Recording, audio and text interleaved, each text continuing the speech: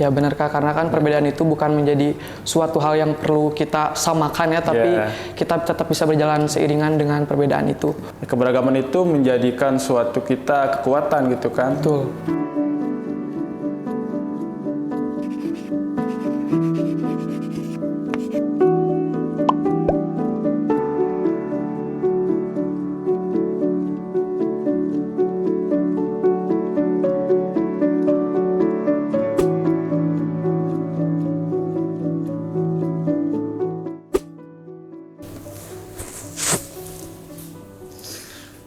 Perkenalan dulu mungkin ya Kak. Boleh. Oke, sebelumnya saya Azidan Halif, umur saya 17 tahun. Saya akrab dipanggil Alif oleh rekan-rekan yang terdekat dengan saya. Saat ini saya bersekolah di SMA Negeri 2 Lembang dan saat ini juga saya aktif dalam beberapa forum. Terlebih lagi saya saat ini masih menjabat sebagai ketua OSIS di sekolah saya. Oh, di SMA 2 Lembang, ya. Oke, perkenalkan, nama aku Indra Anggara. Umur aku 20 tahun, sekarang aku sedang kuliah di Unjani semester 5 dan aku tinggal di Lembang juga, di Cikolet lebih tepatnya. Kemudian aku juga sebagai seorang penghayat kepercayaan terhadap Tuhan Yang Maha Esa.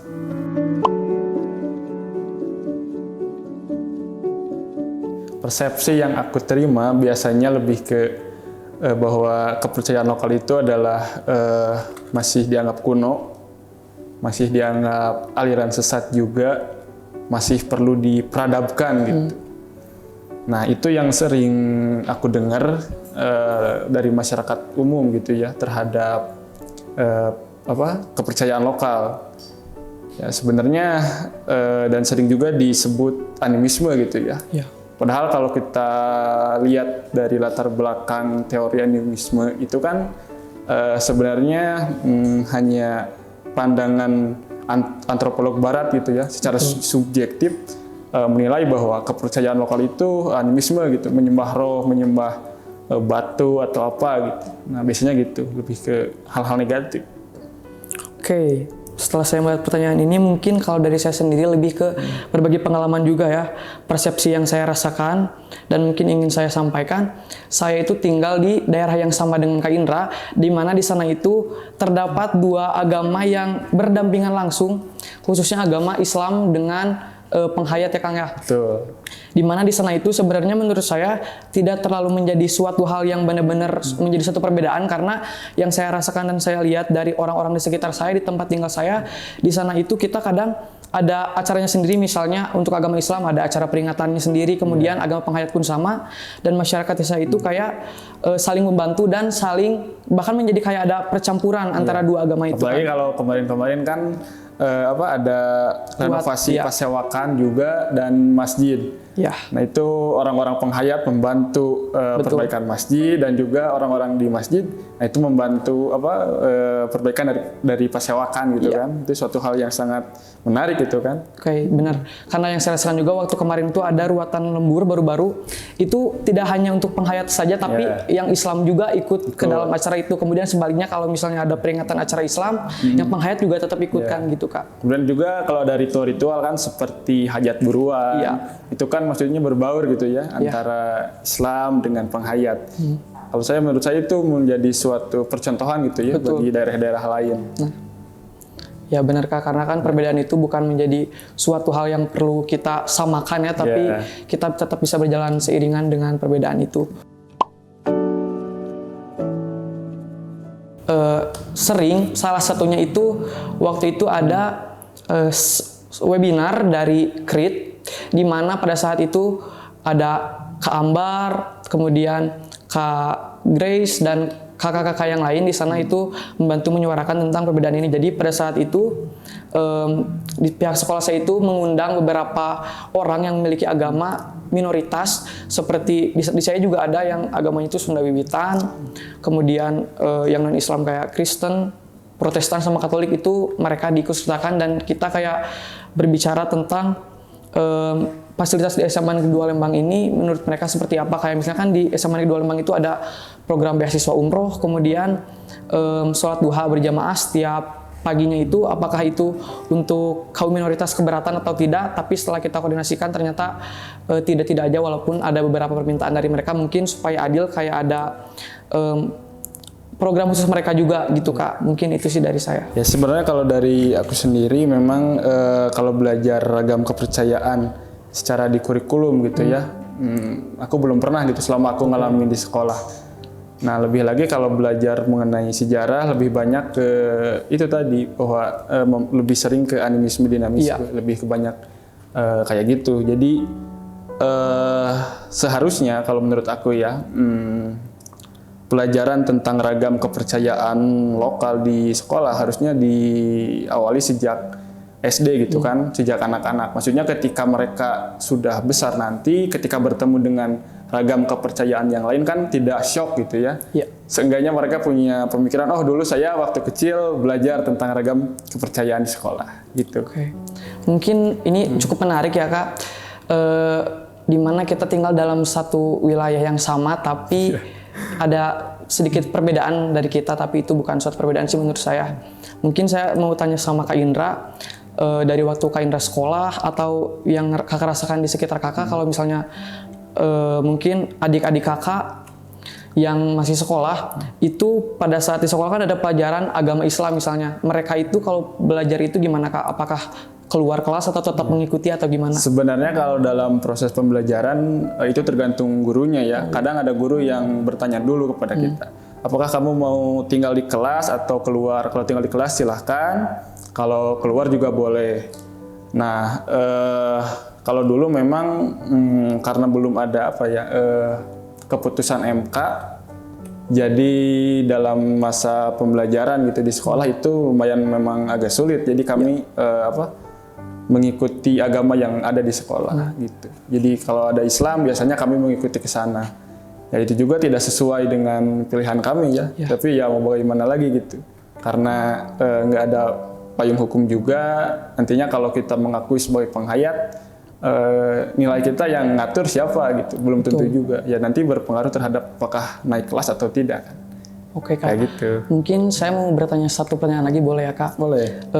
Ini entah sama atau tidak, tapi saya juga hampir sama kayak Kak Indra, di mana dari keturunan saya itu dari nenek, dan di atas nenek saya juga ada yang agamanya penghayat juga sama.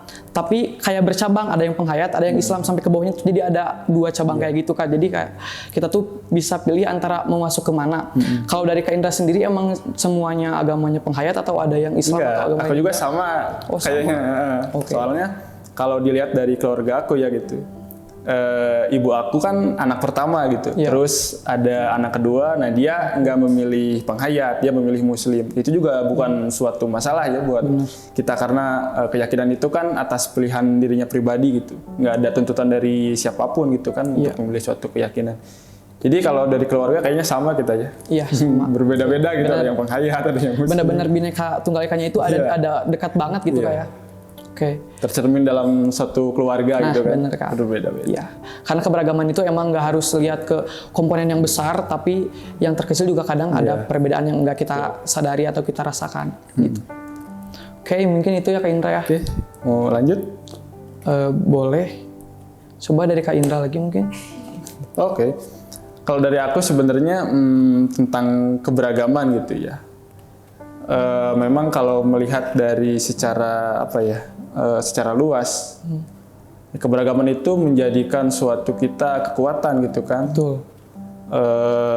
Menjadi perspektif dari orang yang berbeda itu menambah pengetahuan dari menjadi diri kita gitu. Karena kan banyak pemikiran dari orang luar sehingga menambah pengetahuan juga kan buat kita.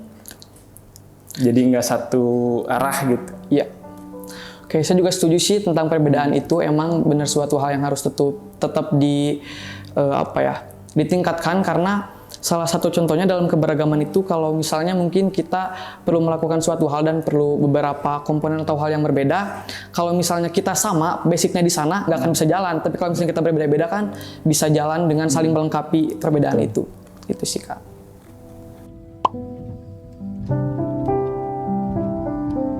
Kalau menurut aku sih kayaknya mereka harus lebih melihat lagi sisi kemanusiaan mereka gitu kan. Karena bagaimanapun juga setiap orang itu mempunyai pilihan gitu. Kalau di dalam penghayat memang ada prinsip, kalau dalam bahasa Sundanya mandang ke diri batur secara mandang ke diri urang. Artinya kalau kita contoh kita dicubit sakit, usahakan kita juga jangan mencubit orang lain karena setiap manusia itu punya rasa gitu, punya perasaan. Ketika mereka disakiti ya mereka juga akan sakit. Begitupun diri kita gitu. Jadi harus melihat lebih dalam sisi kemanusiaannya gitu. Kalau aku gitu, coba dari. Oke, kalau menurut saya sih ini mungkin lebih ke hak ya Kak. Hak di mana kebebasan memilih kepercayaan atau agama yang harus kita anut itu tidak bisa dipenuhi dan bisa diterima di masyarakat yang lain, karena menurut saya agama itu bukan urusan kita sama manusia ataupun tentang kita dengan negara atau bagaimana itu, tapi tentang kita sama yang di atas. Karena buat kepercayaan itu nggak bisa dipaksakan. Kalau menurut saya agama itu nggak bisa dipercaya. Iya betul, karena kan setiap orang juga mempunyai hak, entah itu untuk memilih, entah itu untuk berpindah atau tidak memilih agama sekalipun kan itu hak dia gitu. Itu juga ada di dalam peraturan pemerintah gitu tentang HAM di KBB gitu kan, kebebasan berkeyakinan dan juga beragama gitu. Oke, saya juga setuju ya, ini termasuk ke dalam hak asasi manusia, karena mungkin hak asasi manusia itu suatu hal yang harus didapat dan sudah didapatkan kita dari semenjak kita lahir, bahkan sebelum kita lahir. Yang salah satunya itu adalah kebebasan memilih agama yang kita anut. Karena kan orang-orang yang digusur juga sebenarnya mereka bayar pajak ke pemerintah, ya seharusnya mempunyai hak yang sama gitu kan di negara ini. Karena kan agama juga atau kepercayaan di sini itu kita anutnya itu dan kita bawa itu seumur hidup ya, bukan sehari 2 hari, seminggu 2 minggu atau beberapa tahun aja, tapi seumur hidup. Kayak kalau misalnya kita nggak sesuai milih agamanya sesuai dengan apa yang ingin kita inginkan, ya mungkin nanti bakal setengah-setengah juga merealisasikan agama kitanya.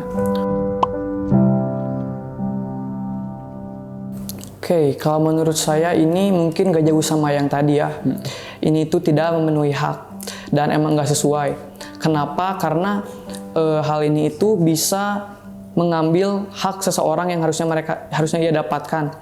Kepercayaan itu emang tadi seperti saya bilang, itu kebebasan orang itu sendiri, nggak bisa ditentukan oleh orang lain ataupun suatu kelompok. Kayak misalnya mungkin terjadi juga beberapa kasus di beberapa sekolah di mana yang ada sempat kasus itu yang ada suatu siswa yang diwajibkan pakai kerudung di sekolah itu. Padahal itu emang sangat nggak sesuai ya. Karena mungkin itu sama saja dituntut buat kayak lebih ke Islami ya. Walaupun saya agamanya Muslim di sini, tapi melihat kasus-kasus seperti itu sangat disayangkan.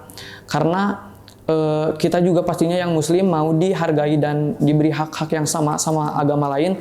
Begitupun yang lain juga sama ingin seperti itu kan Pak? Iya betul, karena biasanya yang mengintimidasi itu orang itu terlalu cepat mengejudge seseorang gitu, terlalu cepat mengasumsikan seseorang. Jadi tanpa bertanya dulu secara lebih dalam, biasanya langsung ngejudge aja. Nah dampaknya ya tadi intimidasi. Ini juga kalau saran dari aku, kalau ingin kalau ingin belajar sesuatu yang benar gitu, maksudnya harus bertanya kepada orang yang sumbernya gitu. Kalau misal ingin mengetahui tentang penghayat, ya jangan bertanya terhadap orang lain gitu. Harusnya bertanya kepada penganutnya gitu, supaya tidak terjadi miskomunikasi kan, kayak segitu. Mungkin itu juga kasusnya benar-benar berkelanjutan, karena yang saya rasakan dan menurut saya itu tidak mungkin, karena kan setiap orang itu watak dan tipikalnya beda-beda, mentalnya juga beda-beda, gak mungkin semua sama. Kayak misalnya ada seseorang yang ngejudge orang itu dengan tentang agamanya dia berbeda, kan bisa saja dia ada 2 kemungkinan, bisa saja dia menerima dan tidak memikirkan selanjutnya gimana, dan tapi bisa juga ada orang yang mentalnya itu lemah, bisa mungkin dia jadi pemikir, pemurung, atau bahkan sampai mungkin mengakhiri dirinya karena merasa dirinya itu berbeda dengan orang lain gitu ya Kak. Yang ingin aku katakan bahwa setiap orang itu mempunyai perasaan gitu. Ketika orang tersebut dilukai perasaannya, itu sembuhnya susah gitu. Maksudnya ya kalau luka secara fisik itu mungkin agak cepat ya, tapi kalau luka secara batin biasanya itu menancap tajam di batinnya gitu.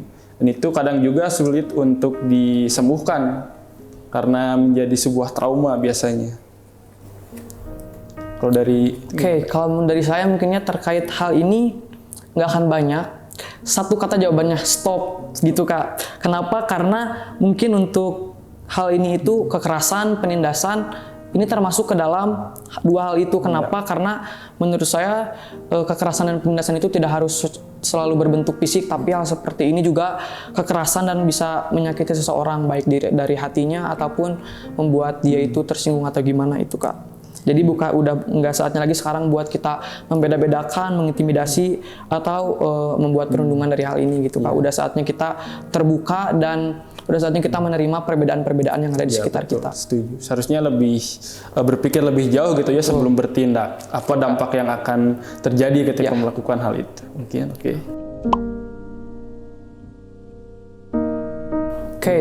dari saya sendiri mungkin khususnya di bidang agama itu kayak tadi yang sudah saya sampaikan dan bilang sebelumnya, mungkin lebih ke kalau misalnya mengadakan suatu program, kegiatan ataupun hal-hal lain itu adil semua agama. Nggak cuma ngambil sisi mayoritasnya aja, tapi juga minoritas juga sama walaupun kapasitasnya emang nggak sama kayak yang mayoritas.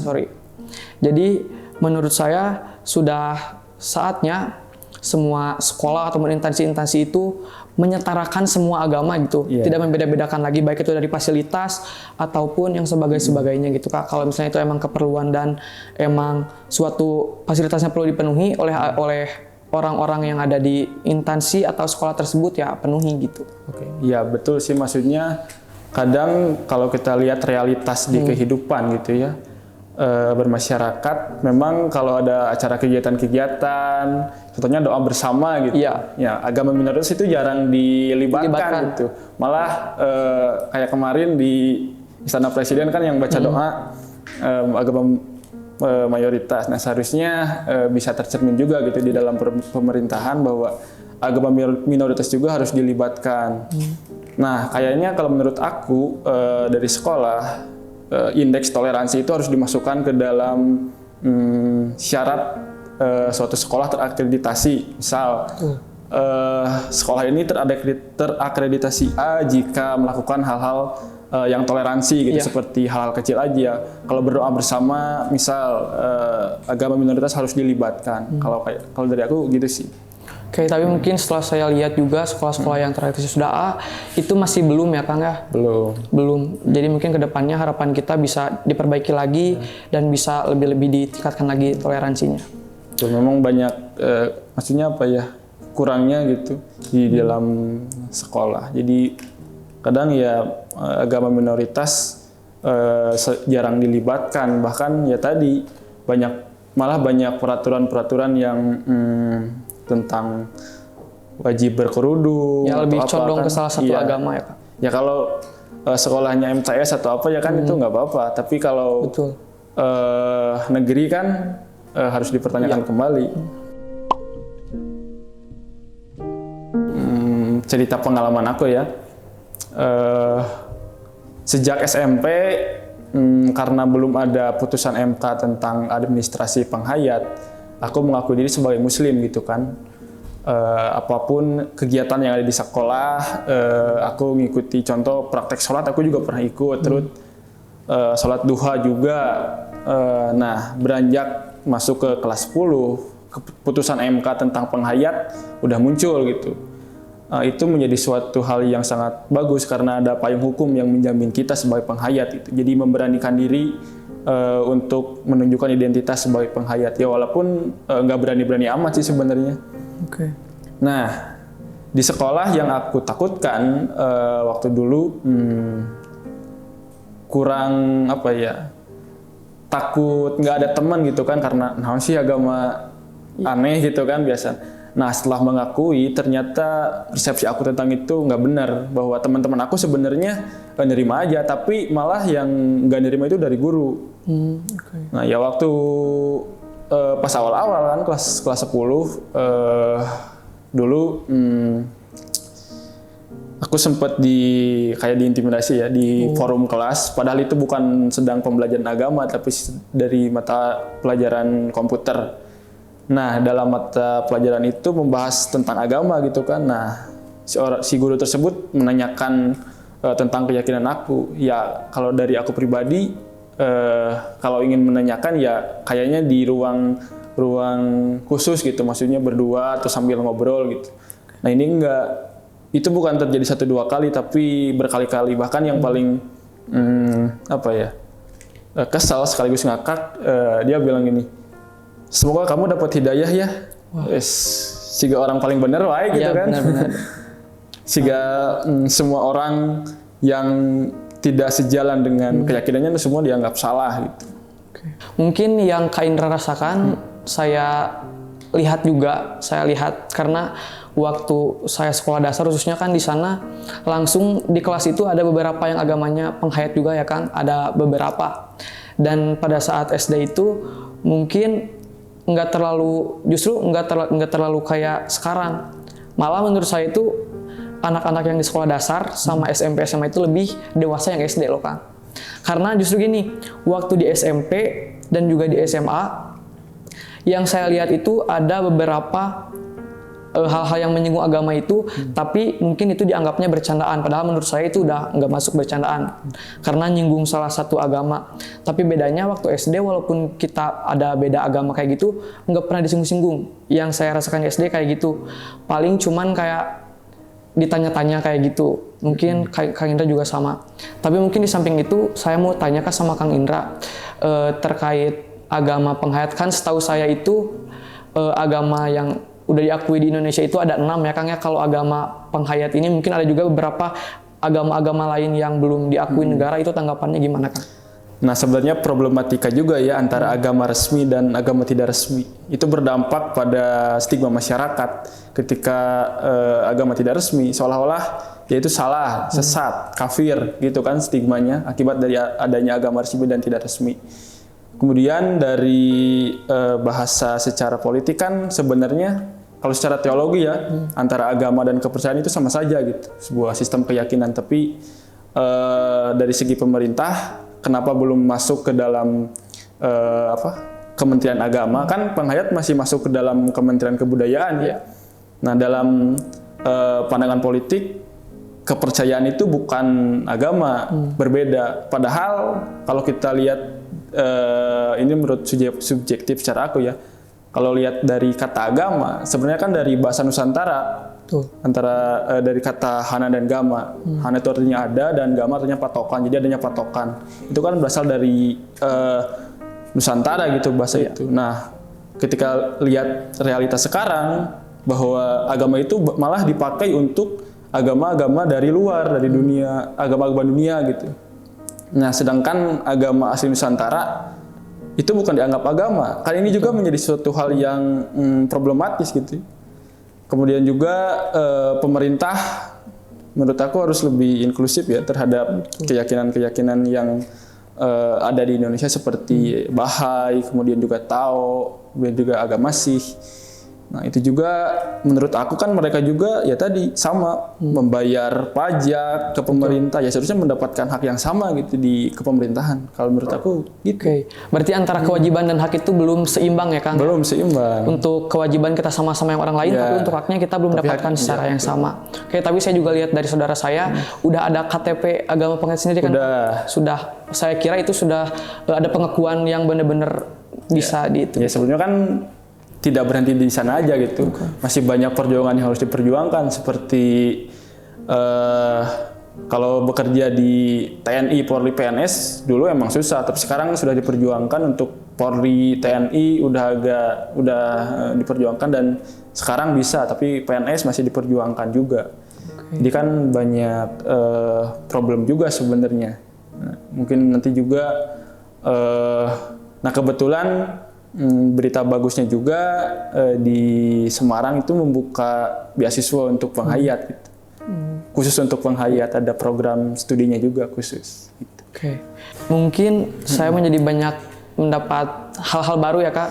Aku karena juga sama. Walaupun saya tinggal di daerah itu, tapi kadang saya masih bertanya-tanya ke diri saya sendiri itu kayak gimana. Mungkin sekarang udah kejawab ke Kak Indranya langsung ya Kak. Oke, itu sih Kak. Ternyata benar-benar dunia tuh kerasa sempit banget ya Kak. Dari Lembang ke sini tapi ketemu lagi sama orang Lembang. Oke. Kirain itu bukan orang Lembang tadi teh. Oh, orang Lembang sama satu daerah. Itu daerah? Iya, satu daerah. Beda RW aja kayaknya Kang. Oh gitu? Iya, beda RW aja. RW berapa? RW 10. Ini RW 14 ya? Tilu 13. Oh, 13. Oke. Oh, deket ternyata. Dekat. Gak nyangka ya? Iya, gak nyangka. Bisa ketemu di sini. Betul. Oke, gitu sih Kang. Tapi keluarga masih banyak, atau maksudnya ada yang penghayat juga? Hampir seimbang sih, tetap berdampingan. Iya. Kayak gitu. Tapi nggak pernah sampai kayak ngebenerin yang ini tuh salah atau yang ini tuh bener, nggak, bener-bener saling menghargai aja. Gitu ya? Iya. Itu bagus. Oke. Tapi tetap percaya sih walaupun saya muslim, kadang kan di sana itu ada kayak misalnya kayak ada selamatan gitu, ada nasinya, terus ada yang buat di pintu kalau nggak salah. Tetap sama walaupun muslim, kita Ya masih kan, pakai sama sebenarnya kayak itu gitu. sebuah ritual gitu, Betul. bukan datang dari penghayat, tapi kayaknya ya dari leluhur gitu. Iya. Sama. Benar. Kebudayaan Indonesia, ritual Indonesia gitu, khususnya di Sunda gitu. Betul Kang. Oke, mungkin itu sih Kang Indra ya. Iya, sama-sama. Makasih juga. Oke, siap. Kirain itu bukan orang Lembang tadi. Orang Lembang.